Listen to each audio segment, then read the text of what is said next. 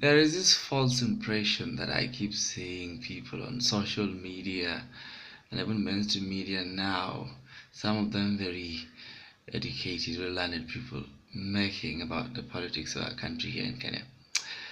Yes, we have a crisis of leadership. There is um, a serious problem with the people whom we have put into leadership now, whether they are in the ruling coalition led by the president and deputy president and their inadequacies, or there are the guys in the opposition with Raila Odinga and NASA and all of them. There is a problem with whoever is leading our country now, the political elite. One with regards to their appreciation of our situation as citizens, and two, with regards to what they say they want to do in order to change circumstances, or rather their circumstances. But my problem is not with that. My problem is with people who tend to make this argument that because there is this rot or there's this decadence in our leadership as a country, some messianic or manna-like, you know, crop of leaders are going to fall off the skies to come and lead us. No, I don't agree. Because people tend to write off everything that we have in our political system, and that is where we go wrong. Yes, the system is corrupt. Yes, the system is has lost connection with the true circumstances of many of our people. But there are also people within there who have been fighting for a long time to make things better. People in there who have made substantive contributions to, the far that we have come. A lot of them have stumbled, a lot of them have backtracked, a lot of them have, made about turns about several things that they used to say or they say about themselves or about people who are around them. But should that be the reason why we resign to this defeatist argument that our country is has gone to the dogs, that our country is insalvable?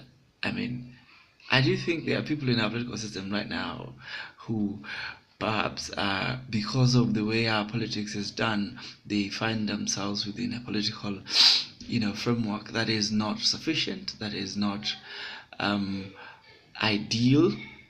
But there are people we can pinpoint amongst them. There are ideals that some of them want to follow, that we can pursue, and we can encourage them to do so. But this idea that we are looking onto some new or some fresh crop of people who are falling off some fictitious or source in our imaginations. I mean, it's not going to help us. I think that the way things are after August this year, whoever is going to lead this country is going to emerge from the same political elite that a lot of us hate as it is today, whether it is from the opposition or within government. So for me, I think what we should be doing, or what we should be beating ourselves around with doing, is looking deeply into the people, the men and women in those political establishments, and exposing more openly and deeply what they stand for. And looking at those political parties and political movements, and looking at some of the ideals, some of the things that they keep talking about, looking at a pattern for over a decade. What has one person been talking about consistently? Barring that fact that because of the way our politics is. Once in a while, sometimes they fall down or sometimes they fall off their key arguments. But what is the message that is overarching in a person's political career or in a party's political life over some time? If we look at that, then we will be able to find some good things that, you know, are alive in our political systems, and then we can move on from there with what we want to change, because we are not going to change who is going to be president on in August like this year. We are not going to change who is going to be deputy president. We are not going to change which party is going to be controlling our government. But what we can change is the circumstances within which they do that.